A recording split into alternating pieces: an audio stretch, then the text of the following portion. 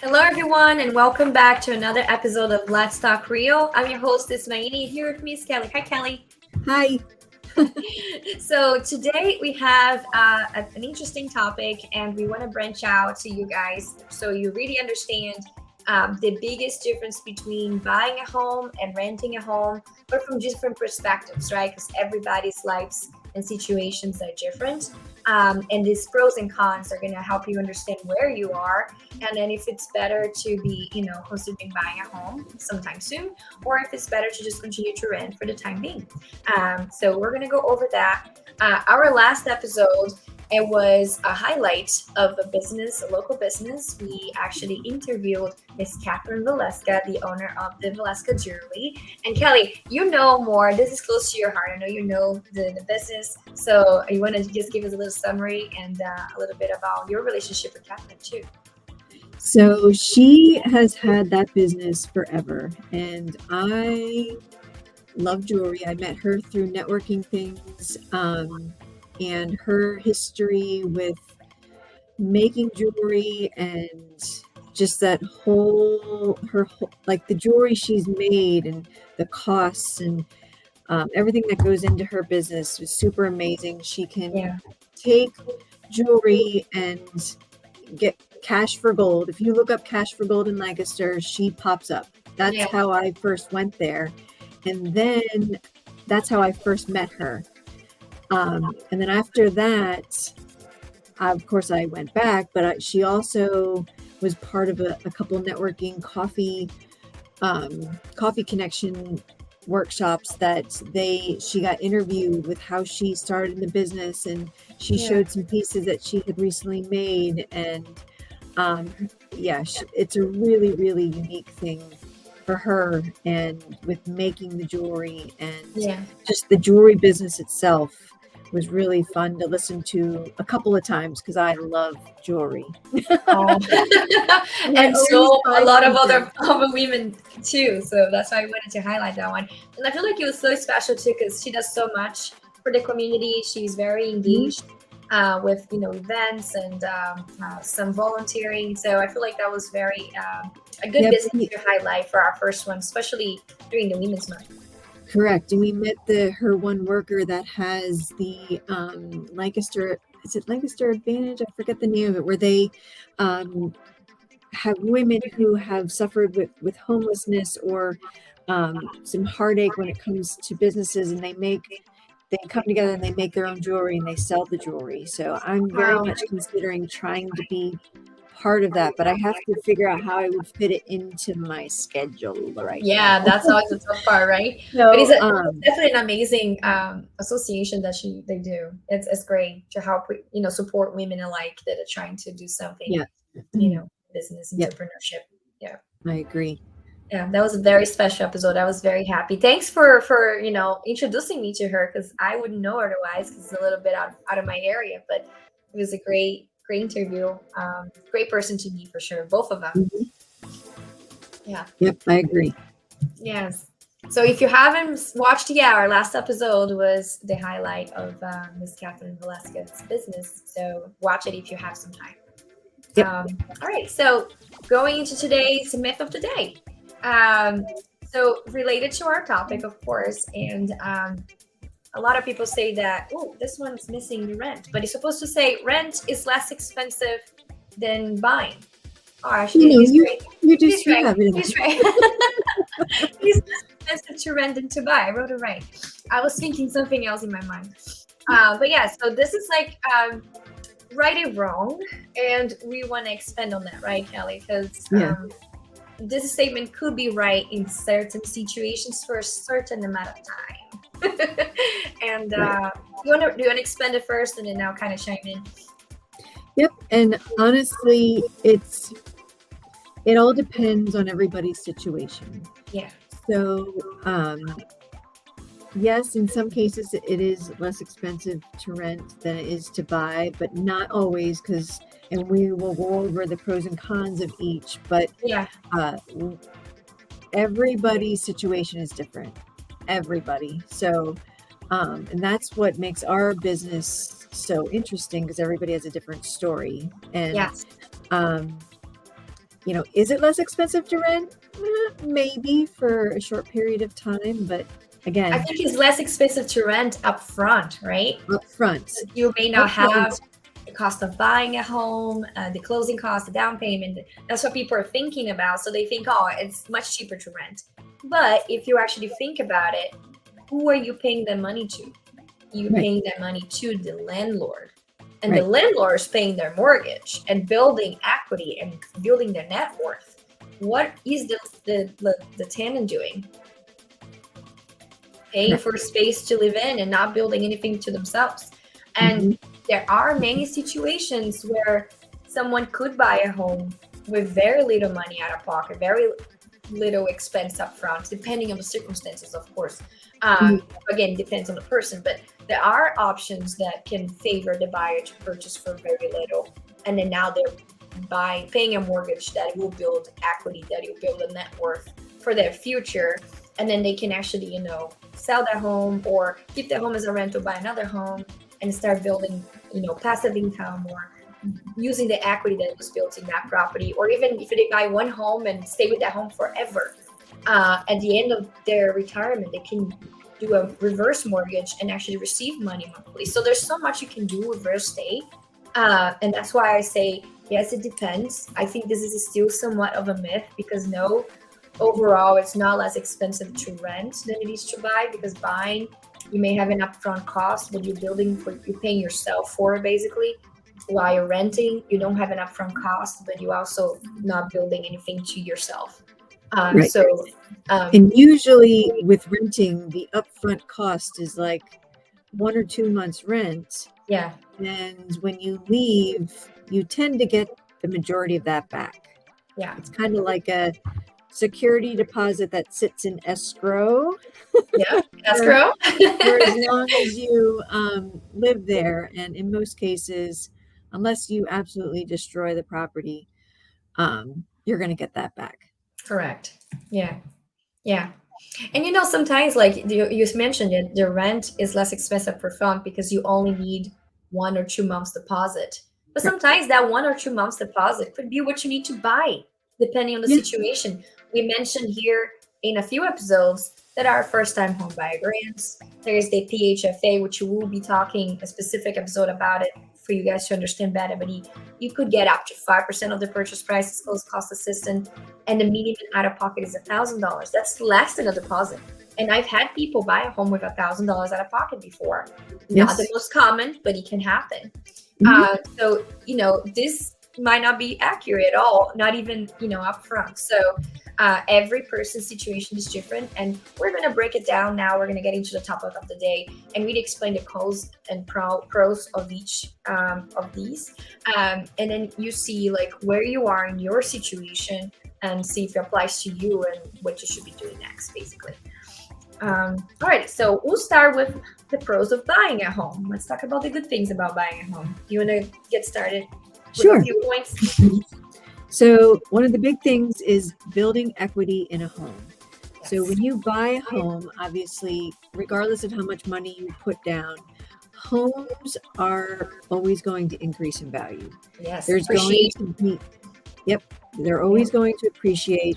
There's going to be periods where it may appreciate a lot at a certain period of time, but Yeah. there may be periods where it only appreciates a little bit. So, it is a cycle, Yeah. depending on where the market is.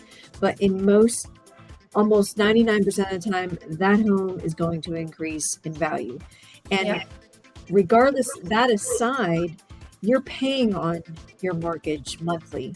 So so if you buy a house for $250,000, you're obligated to pay principal and interest on that. And as you pay on it, you're paying down the loan, and that's also building equity as well because you're paying Yeah. it down.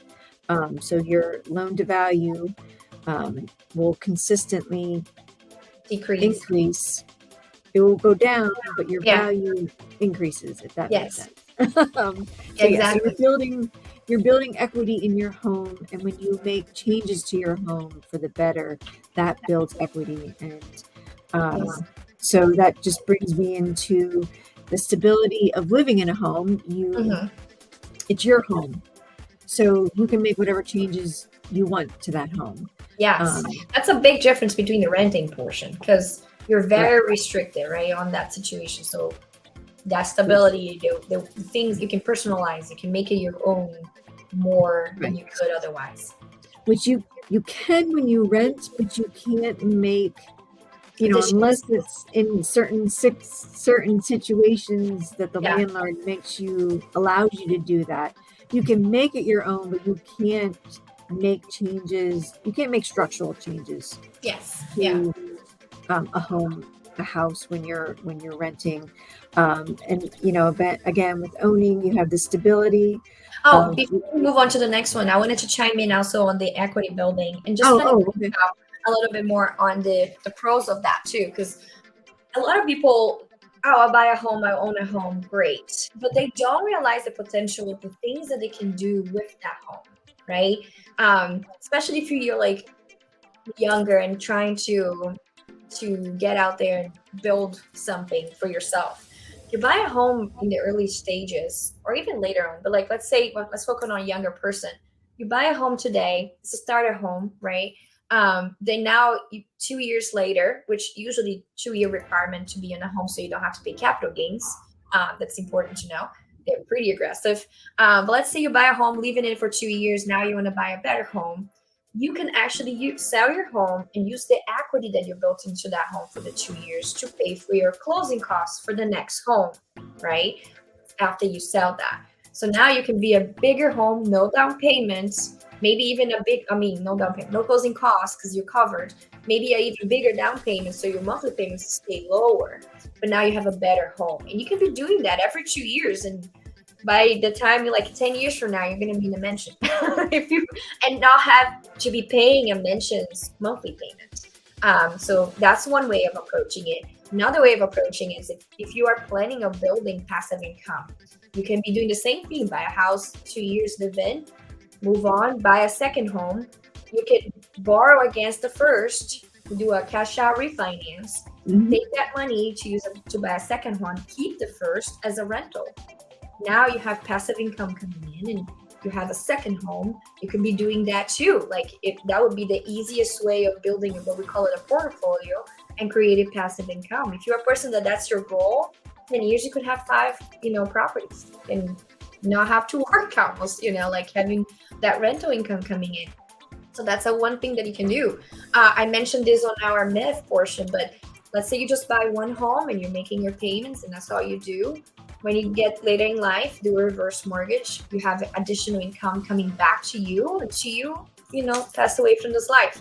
But now you have something to leave for your family. You make money from your own property. They might still have some equity left that the family can sell and still give some money to your kids. So there's so much that can come from real estate. And I really like to point out the pros of building equity because people don't underestimate that word equity. They just don't understand what can be done with real estate. And it is really the best investment anyone can make, no matter what market you're in. Like, even if you are thinking that nowadays you're overpaying on real estate, you're not. You're still building equity for the future, no matter what you do, because there's inflation. Trust me, we're never going to lose money by investing in real estate. And if the market forever crashes for some reason, like it happened before, we're not in a crash market, don't get me wrong, but let's say if that ever happens, hold on to your real estate, just don't sell it, right? And if you have it as a renter, you're still making money because people still need a home to live, they're still renting, they're still buying.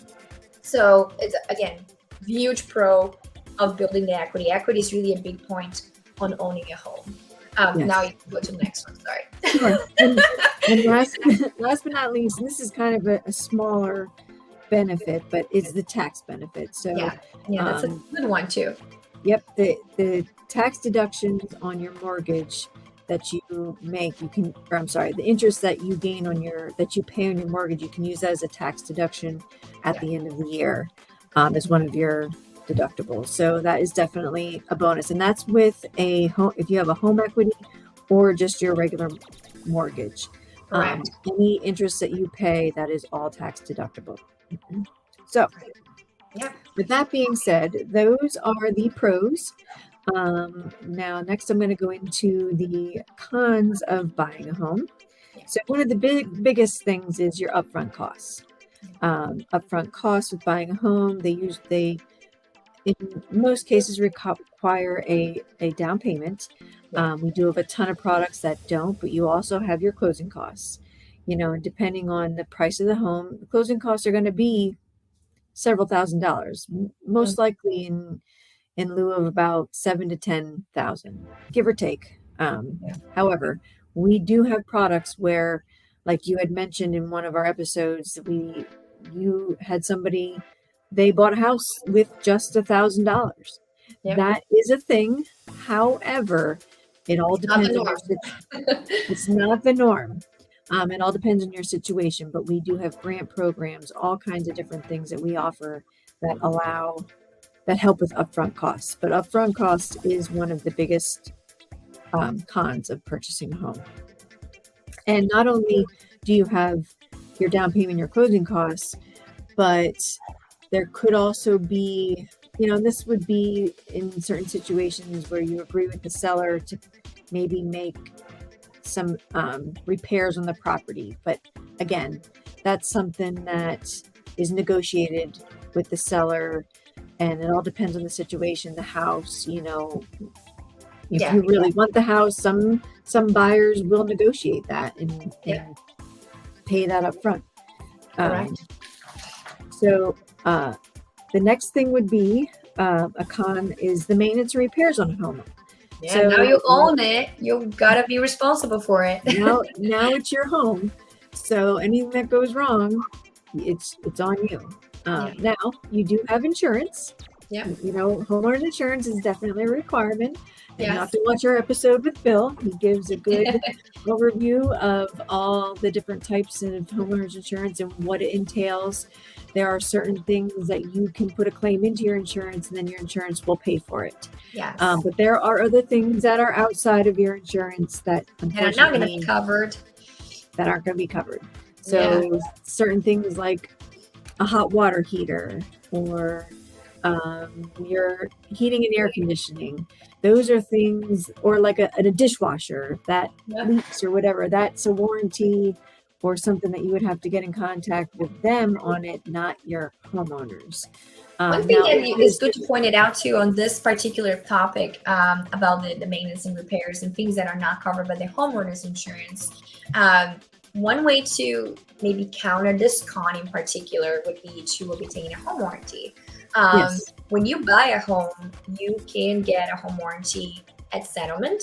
I personally usually give my buyers a home warranty when they purchase as a gift, because it really covers them for that first year to have a peace of mind if something breaks, and you will cover those things that are usually not commonly covered on a homeowner's insurance. So your dishwasher, your stove, a roof repair because maybe started leaking, needs a roof repair. So little things, not everything is covered because it's not miracle worker, but you can get that peace of mind of majority of the major items that are going to be taken care of. And that is something you as the buyer and homeowner now can continue to renew and get it every year. It's not necessarily an expensive thing. You can actually buy a home warranty every year. Usually they run about $500. If you add additional things to it, it can be a little more. But it's one time for the year. And for some people, that's actually pretty valuable, especially if you have a home that is dated, and you're coming to its end of life, right? The design life. So it might be a recommendation to get it. So this would be a good way to counter this con that we have. But again, overall, you're responsible for it. Yes, you are responsible for buying but unless Nini is your realtor and she covers your first one in Strutlick. Exactly. But yeah, that's a very good point. Home warranties are a very good thing to have. Yeah. So, and last but not least, you have limited flexibility with just deciding to move out of your home, because you can't, it's your home, you own it, unless you're looking to purchase another home, you have the limited flexibility with moving, renting, depending on your rent, you can sometimes move a little bit easier with renting versus owning a home. Yeah. I think that's the one con that is very situational, right? Depending on the people's life right now. Like if And they are, the rent too, because sometimes you can rent month to month, or for 6 months, maybe twice a year or yearly. Every landlord is different, but you do have those options with renting. So, but I think that about covers it with the major cons with purchasing a home. correct. Which brings us into the pros of renting a home.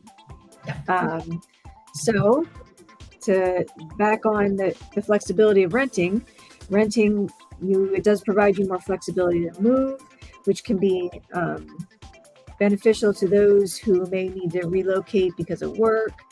In those situations, a lot of times you're going to most likely be in somewhere you're going to pay rent to rent. If you are somewhere and you're like contract basis and you have to move from state to state with different jobs or job opportunities, you're not necessarily going to be purchasing a home every year. Yeah, you don't want to settle down, right? Because it's a big commitment when you purchase a home. Yeah, it is. It's a bigger commitment. So renting, in that case, and everybody's situation is different, it would make sense to rent, and that helps with that flexibility. Another thing is the lower upfront costs with renting. In most cases, you probably have to put down a security deposit, which ends up being 1 or 2 months rent, give or take, depending on who you're renting with.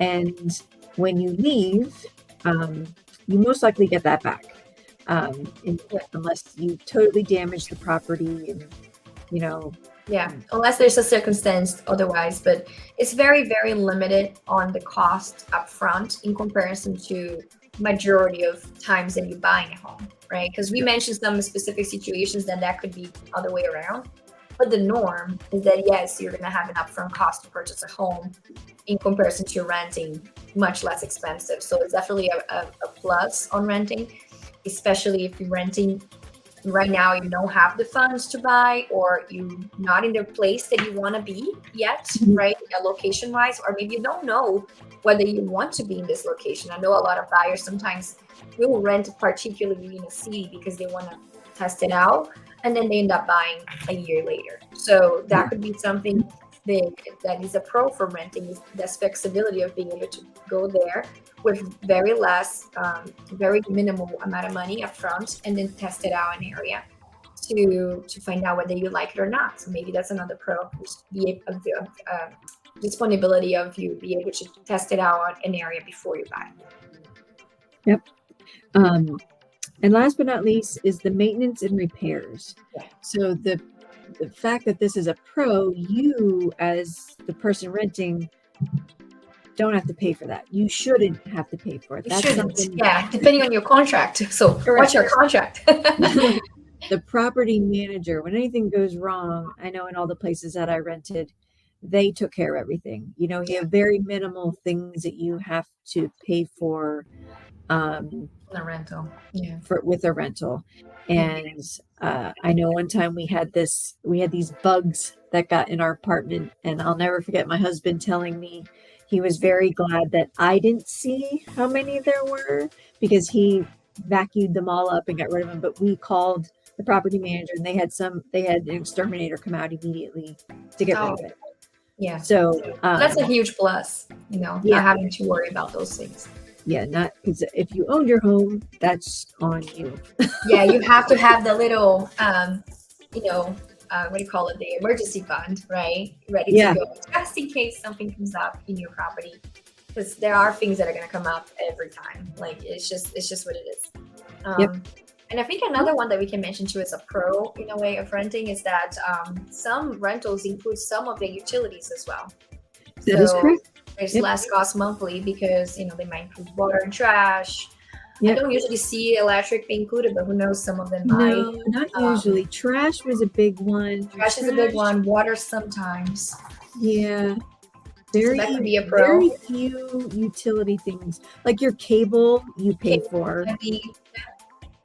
But but that's you're paying for your cable because you want to watch TV. Exactly. You know what That's I a mean? personal thing. Yeah. Yeah.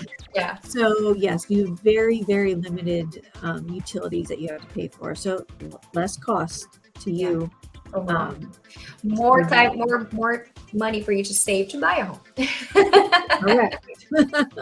When the time is right. So that brings us into the cons of renting. Yeah. The biggest thing is no equity building. Yeah. So you can, in some cases, possibly save a little bit with not buying because you don't have all the expenses when it comes to owning a home. However, you're not building any equity anywhere. You're paying rent. You can't sell your rental because you don't own it. Because you don't own it. Yes.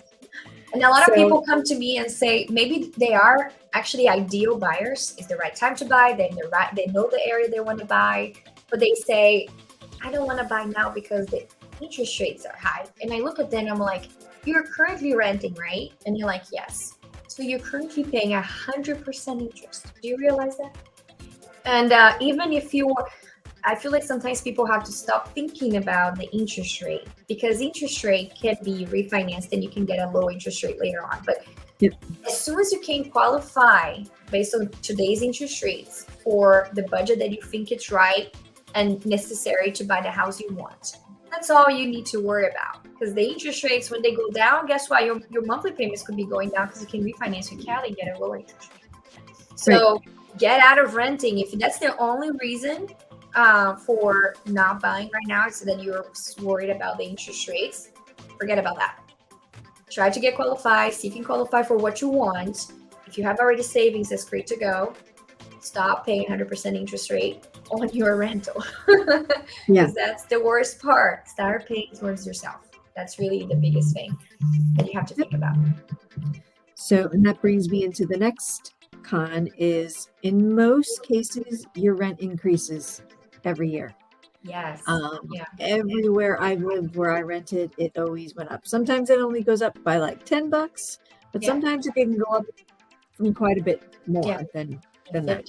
Yeah. So that is definitely something every year rent goes up until they find somebody else to rent, and then they'll start back out the smaller amount. But then as that person lives there each year, that rent goes up.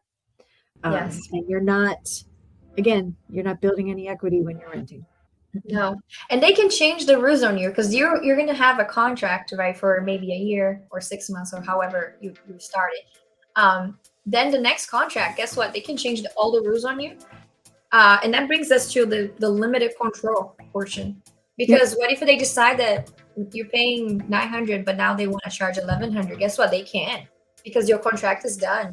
And now they're going to charge you $1,100. And you find yourself in a situation where you have to be paying the new rate because you don't have time to find a home to buy, or maybe not be ready to buy yet, right? So now you have that out of control situation where you're really depending on that landlord. And what if that landlord decides to sell the house?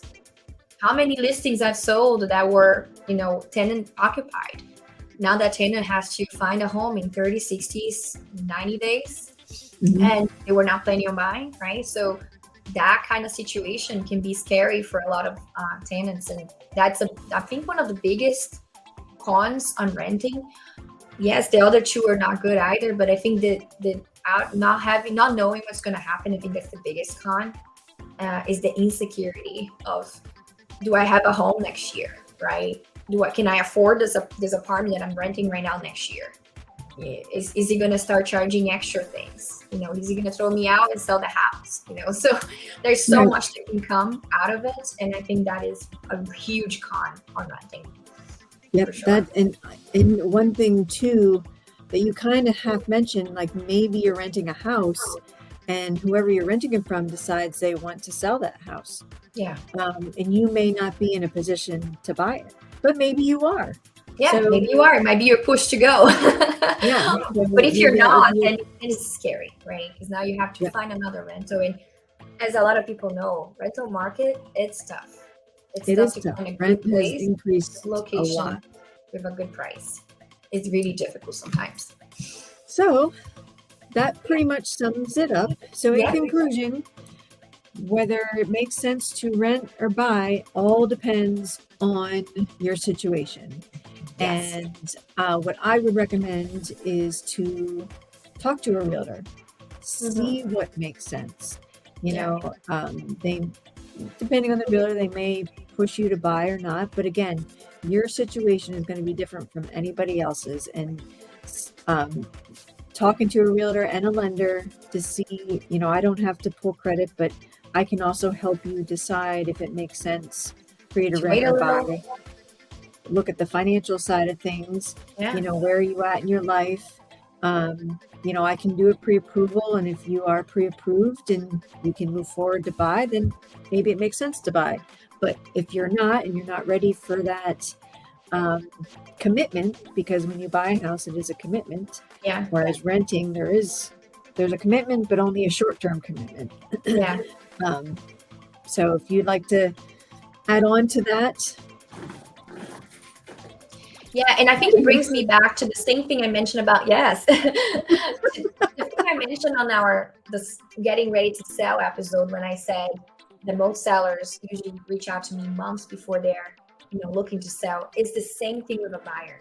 So if you are renting right now and you know that you don't have funds to buy, still you should be talking to a lender like Kelly to understand what's needed to get you there, because you may have an idea, but you may not even know exactly. Sometimes people come to us thinking that they can never buy, and then they can buy next month, or they think they can buy, but they might have to wait 6 months because we need to work on some things. But they would know otherwise if they didn't talk to us. So even if you know right now you need to save more and all this, and a lot of people want to I don't want to talk to anybody now because I'm not ready. Well, that's the time to talk to someone, so we can help you get the best ready you can be to buy a home and have the best situation for you to buy, because we can prepare you. We can say, look, we can get you the top credit shape, like things. We can give you advices on what to do so your credit goes up, so that way you can get a better rate. We can help you find ways to save money to prepare for that. We can see which grants you can qualify for if you are a first-time home buyer or not. We can see which loan types would be the best ideal scenario for you in order to achieve what you're looking to achieve. So there's so much that goes into it, and we won't be able to help you if you don't come to us with enough time. Unfortunately, a lot of people come to us when they're like, I'm ready. But then we're like, okay, let's just deal with what we have on hands, right? But if we can prepare you ahead of time and shape you to be a better buyer, we will. And doing this ahead of time is the best thing you can do. So even if you don't know, talk to Kelly. That way she will be able to get you ready and in shape to purchase a home, maybe sooner than what you think, sooner than what you expect. Yep, absolutely. Awesome. Hopefully this was insightful to you guys, to understand, who are you right now? Are you a renter a tenant that needs to wait a little longer, or maybe you are just scared of buying and need to know more about yourself, to see if you can qualify. Just get in touch with us. We'll be happy to answer your questions. But hopefully this was kind of open your mind to understand the differences between renting and buying. And that's all I have. Yep. Awesome. I don't have anything else to add to that. I think it was just a good one. Awesome. Oh, well, guys, you have a great day. We'll see you in the next episode then. See ya. All right. Bye, everybody. Bye-bye.